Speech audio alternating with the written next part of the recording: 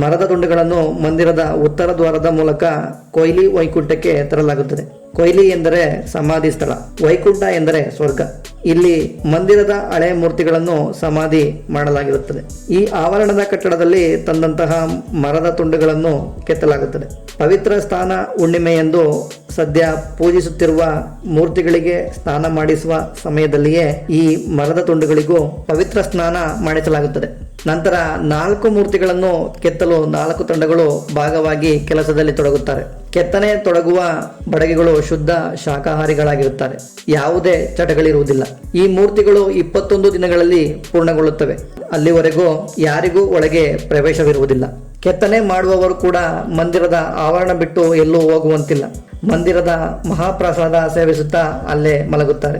ಜಗನ್ನಾಥನಿಗೆ ಕಪ್ಪು ಬಣ್ಣದಿಂದ ಅಲಂಕರಿಸಿದರೆ ಬಲಭದ್ರ ಮತ್ತು ಸುಭದ್ರೆಯರ ಮೂರ್ತಿಗಳಿಗೆ ಬಣ್ಣದಿಂದ ಅಲಂಕರಿಸಲಾಗುತ್ತದೆ. ಮೂರ್ತಿ ಕೆತ್ತನೆಯ 21 ದಿನಗಳವರೆಗೂ ಕೊಯ್ಲಿ ವೈಕುಂಠದಲ್ಲಿ ದಿನವೂ ಭಜನೆಗಳು ಮತ್ತು ಬ್ರಾಹ್ಮಣರಿಂದ ವೇದ ಮಂತ್ರಗಳನ್ನು ಪಠಿಸಲಾಗುತ್ತದೆ. ಇದಕ್ಕೆ ಅಖಂಡ ಭಜನ ಎನ್ನುತ್ತಾರೆ. ಮೂರ್ತಿ ಕೆತ್ತನೆ ಮುಗಿದ ನಂತರ ಅವುಗಳನ್ನು ಮುಖ್ಯ ಗರ್ಭಗುಡಿಗೆ ತಂದು ಹಳೆ ಮೂರ್ತಿಯ ಮುಂದೆ ಎದುರು ಬದುರಾಗಿ ಇರಿಸಲಾಗುತ್ತದೆ. ಈ ಸಂದರ್ಭದಲ್ಲಿ ಯಾವುದೇ ಪೂಜೆ ಮಾಡಲಾಗುವುದಿಲ್ಲ, ನೈವೇದ್ಯವನ್ನು ನೀಡುವುದಿಲ್ಲ.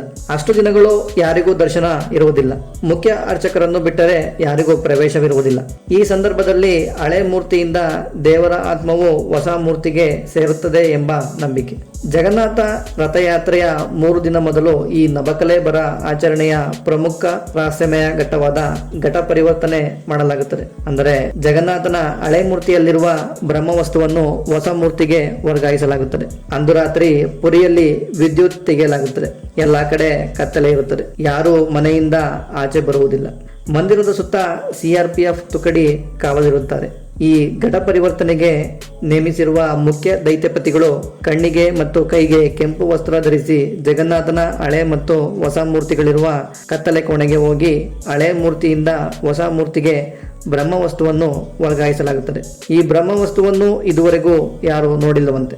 ಬದಲಾಯಿಸಿದ ಅರ್ಚಕರು ಹೇಳುವ ಪ್ರಕಾರ ಈ ಬ್ರಹ್ಮವಸ್ತುವು ಬಿಸಿಯಾಗಿದ್ದು ಯಾವುದೋ ಜೀವಂತ ಪ್ರಾಣಿಯನ್ನು ಹಿಡಿದಂತೆ ಭಾಸವಾಗುತ್ತದೆ ಎನ್ನುತ್ತಾರೆ. ಇದಾದ ನಂತರ ಹಳೆ ಮೂರ್ತಿಗಳನ್ನು ಕೊಯ್ಲಿ ವೈಕುಂಠದಲ್ಲಿ ಸಮಾಧಿ ಮಾಡಲಾಗುತ್ತದೆ. 2ನೇ ದಿನದ ಬೆಳಗ್ಗೆ ಹೊಸ ದೇವತೆಗಳನ್ನು ಬಲಿಪೀಠದ ಮೇಲೆ ಕೂರಿಸಿ ಸುವಾಸನೆ ಭರಿತ ಹೂವಿನಾರಗಳು ಬಣ್ಣದ ಹೊಸ ಬಟ್ಟೆಗಳಿಂದ ಅಲಂಕರಿಸಲಾಗುತ್ತದೆ. ನಂತರ ಪೂಜೆ ಸಲ್ಲಿಸಿ 56 ಬಗೆಯ ಖಾದ್ಯಗಳನ್ನು ಮಾಡಿ ನೈವೇದ್ಯ ನೀಡಲಾಗುತ್ತದೆ. ಇದಾದ ನಂತರವೇ ಭಕ್ತರಿಗೆ ದೇವಾಲಯ ಪ್ರವೇಶ ಮತ್ತು ದರ್ಶನ ನೀಡಲಾಗುತ್ತದೆ. 3ನೇ ದಿನ ಹೊಸ ಮೂರ್ತಿಗಳನ್ನು ತಂದು ಅದ್ದೂರಿ ರಥೋತ್ಸವ ನಡೆಸಲಾಗುತ್ತದೆ. ಈ ನಬಕಲೆ ಬರ ಆಚರಣೆಯು ವೃಕ್ಷ ಹುಡುಕುವುದರಿಂದ ಹೊಸ ಮೂರ್ತಿಯ ರಥಯಾತ್ರೆ ನಡೆಸುವಷ್ಟರಲ್ಲಿ 58 ದಿನಗಳು ಆಗುತ್ತದೆ.